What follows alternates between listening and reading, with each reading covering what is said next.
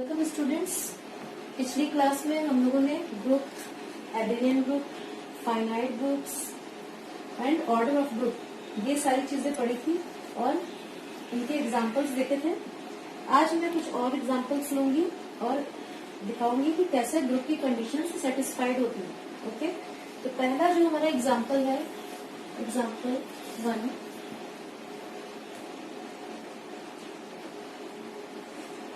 Example 1 है, the set of non-zero complex numbers forms a multiplicative abelian group. The set of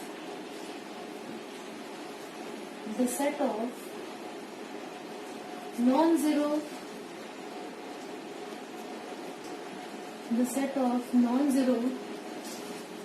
complex numbers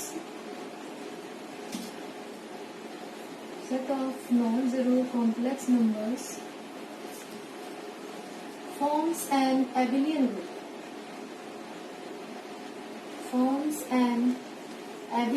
group. Okay, तो example में सबसे पहले हमारे पास set होना चाहिए, तो हम नोटेशन देते हैं इस set of non zero complex numbers का C0 से। इसके एलिमेंट्स हमारे किस तरह के होंगे? इसके एलिमेंट होंगे कुछ इस फॉर्म के a plus IB, where a and b are real numbers and a, b are not both zero. Okay, group proof करने के लिए हमारे पास सबसे पहले एक सेट होना चाहिए। ठीक, तो हमारे पास वो सेट है, set of non zero complex numbers. ठीक, वो कलेक्शन होता है कुछ इस तरह के एलिमेंट्स का a प्लस IB, जहाँ पर a और b कोई भी रियल नंबर हो सकते हैं। एक रिस्ट्रिक्शन यहाँ पर है कि a और b दोनों एक साथ जीरो नहीं होंगे। a और b दोनों एक साथ जीरो नहीं होंगे, क्योंकि अगर दोनों एक साथ जीरो हो गए तो ये सेट जो है जीरो एलिमेंट को भी कंटेन करेगा, यानी जीरो जो कॉम्प्लेक्स नंबर है वो भी इस सेट में हो जाएगा। ठीक, लेकिन हम लोगों ने लिया है नॉन जीरो कॉम्प्लेक्स नंबर्स का कलेक्शन। ओके, तो ये सेट हो गया हमारे पास। और हमारे पास जो ऑपरेशन है वो है मल्टीप्लीकेशन। हमारे पास जो ऑपरेशन दिया हुआ है मल्टीप्लीकेशन। ठीक, तो सबसे पहले हम प्रूव करेंगे कि ये जो C0 सेट है वो इस मल्टीप्लिकेशन ऑपरेशन के संग एक ग्रुप बनाता है। ठीक, पहले ग्रुप की प्रॉपर्टी प्रूफ करेंगे और उसके बाद दिखाएंगे कि ये एबिलियन ग्रुप भी है। ओके, तो ग्रुप की जो प्रॉपर्टीज है उसको एक के बाद एक हम लोग लेते चलेंगे और उसके बाद उसको वेरीफाई करते चलेंगे। ओके, तो सबसे पहली प्रॉपर्टी होती है ग्रुप की जो एक्सियम्स है 4, उसमें सबसे पहला एक्सियम होता है closure law. Closure law means अगर हम जिस सेट को ग्रुप प्रूफ करना है उसके कोई भी दो एलिमेंट लेते हैं, जिस सेट को हमको ग्रुप प्रूफ करना है उसके, तो A मल्टीप्लीकेशन B जो बाइनरी ऑपरेशन हमारे पास है उसको लगाते हैं, तो नया एलिमेंट भी उसी सेट के अंदर होना चाहिए। ठीक, तो चेक करते हैं कि क्या कोई भी दो नॉन जीरो कॉम्प्लेक्स नंबर्स लेते हैं तो उसको मल्टीप्लाई करने पे जो नंबर आएगा वो भी एक नॉन जीरो कॉम्प्लेक्स नंबर होगा। हमें यही चेक करना है। ठीक, तो सबसे पहले हम कोई दो एलिमेंट लेते हैं a plus IB and c plus ID, जो कि C0 के एलिमेंट है। ठीक, तो C0 के एलिमेंट होते ही a and b are not both zero, दोनों एक साथ जीरो नहीं होंगे, जैसा कि कंडीशन था हमारे पास C0 के एलिमेंट्स के लिए। एंड C प्लस ID में भी C and D both are non zero, are not both zero. Are not both zero, एक साथ दोनों अगर जीरो हो गए तो ये जीरो कॉम्प्लेक्स नंबर हो जाएगा। ठीक, तो ये एक रिस्ट्रिक्शन लग गया A, B और C, D का। ठीक, अब हम दोनों कॉम्प्लेक्स नंबर्स को मल्टीप्लाई करते हैं और देखते हैं कि जो नया मिलता है हमें कॉम्प्लेक्स नंबर वो भी एक नॉन जीरो कॉम्प्लेक्स नंबर है या नहीं। ठीक, तो A plus IB into C plus ID। Okay, ठीक, इसको मल्टीप्लाई करेंगे तो हमें कुछ रियल पार्ट मिलेगा और कुछ imaginary part. Okay, real part हमें कहाँ से मिलेगा? जब A और C मल्टीप्लाई होंगे और B और D मल्टीप्लाई होंगे। ठीक, तो रियल पार्ट हमें मिला AC माइनस BD, क्योंकि I² की वैल्यू हमें पता है कि ये -1 होती है। ठीक, इसलिए ये और ये मल्टीप्लाई होने पे -BD मिल गया। इमेजिनरी पार्ट हमें मिलेगा जब ये A मल्टीप्लाई होगा इससे, यानी AD और जब ये मल्टीप्लाई होगा इससे यानी बी से। ठीक, तो हम देखते हैं कि ये भी जो है वो एक रियल नंबर होगा, ये भी एक रियल नंबर होगा। ठीक, तो ये हमको दिखता है कि ये कॉम्प्लेक्स नंबर हमको मिल गया, लेकिन ये कॉम्प्लेक्स नंबर जो मिला है वो नॉन जीरो कॉम्प्लेक्स नंबर होना चाहिए। ठीक, तो इसके लिए हमें दिखाना होगा कि AC minus BD and AD plus BC are not both zero. ठीक, अगर दोनों एक साथ जीरो हो गए तो ये एलिमेंट जो हमको मिलेगा वो C0 का नहीं होगा। ठीक है, तो क्या करते हैं हम लोग, मान लेते हैं कि नहीं दोनों ही जीरो।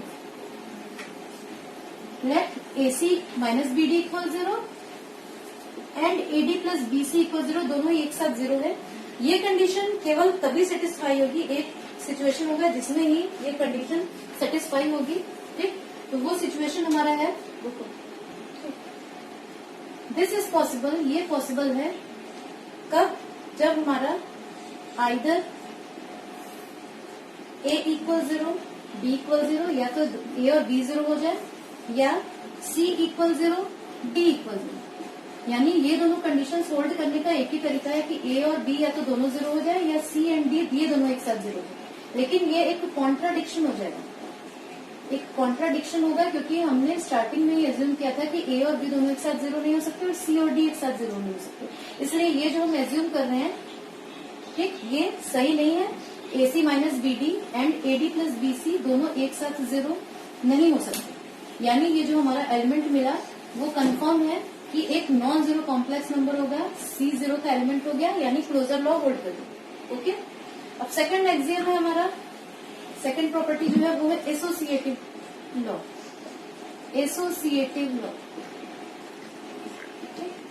एसोसिएटिव लॉ हमें पता है कि हमारे पास जो कलेक्शन है वो नॉन जीरो कॉम्प्लेक्स नंबर्स का कलेक्शन है, और इंटरमीडिएट में पहले ही ये देख चुके हैं हम लोग कि कॉम्प्लेक्स नंबर्स का जो मल्टीप्लीकेशन है वो एसोसिएटिव होता है।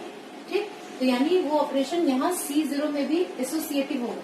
तो जस्ट हमें मेंशन कर देना है कि we know that multiplication of complex numbers is associative, so it is associative in C0 also. Okay? अब थर्ड लॉ है हमारा, थर्ड जो एक्सियम है वो है existence of identity. Third axiom जो है हमारा वो है एग्जिस्टेंस ऑफ आइडेंटिटी।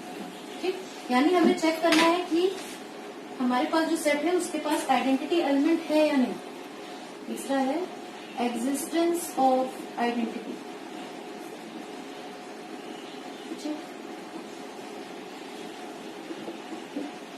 तो हम देखते हैं कि हमारे पास एक कॉम्प्लेक्स नंबर है 1, जिसे हम इस फॉर्म में लिख सकते हैं 1 प्लस 0.i। ठीक, ये एक नॉन जीरो कॉम्प्लेक्स नंबर है, यही हो जाएगा मल्टीप्लीकेटिव आइडेंटिटी। ठीक, is multiplicative identity in C0। ठीक, क्यों? Since for every A plus IB belonging to C0, A plus IB into 1 equal A plus IB। ठीक, यानी 1 जो है वो मल्टीप्लिकेटिव आइडेंटिटी भी हमें मिल गया इस ग्रुप में। फोर्थ एक्सियम है हमारा,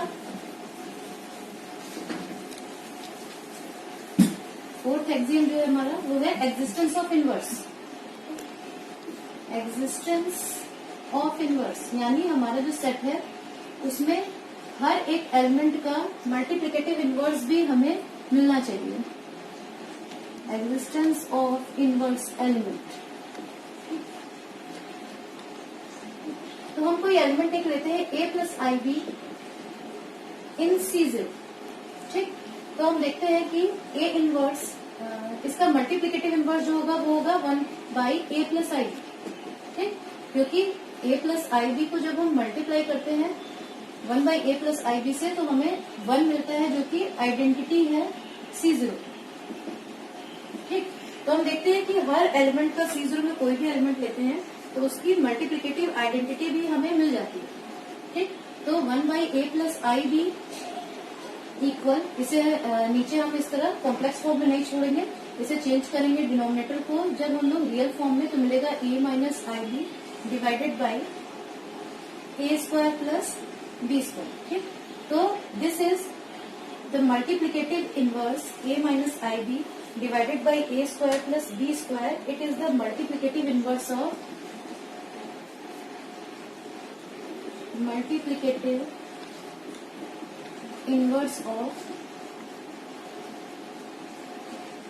a plus ib.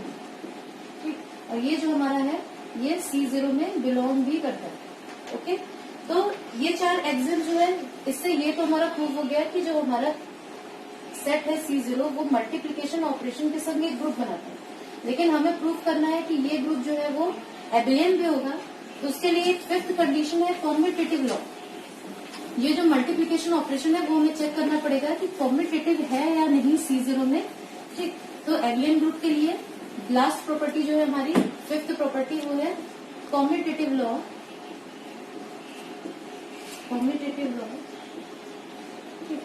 तो हम देख, इसमें भी हमें जस्ट मेंशन कर देना है कि जो दो कॉम्प्लेक्स नंबर्स हैं उसका मल्टीप्लिकेशन जो है वो कॉम्यूटेटिव होता है. ये हम लोगों ने इंटरमीडिएट में भी चेक करके देखा हुआ है. ठीक, तो बस यहाँ मेंशन कर लेंगे we know multiplication of complex numbers is commutative, so it is commutative in our given set also.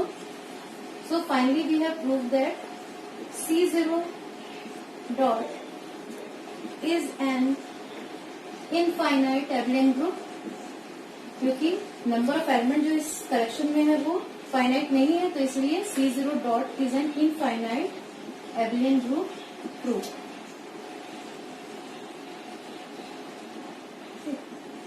Hope आप लोगों को ये एग्जाम्पल क्लियर हो गया होगा. नेक्स्ट एग्जाम्पल के लिए नेक्स्ट वीडियो में सेंड करूंगी. अगर इसमें कुछ डाउट हो तो हम लोग जूम सेशन में इसको क्लियर कर देंगे. ओके.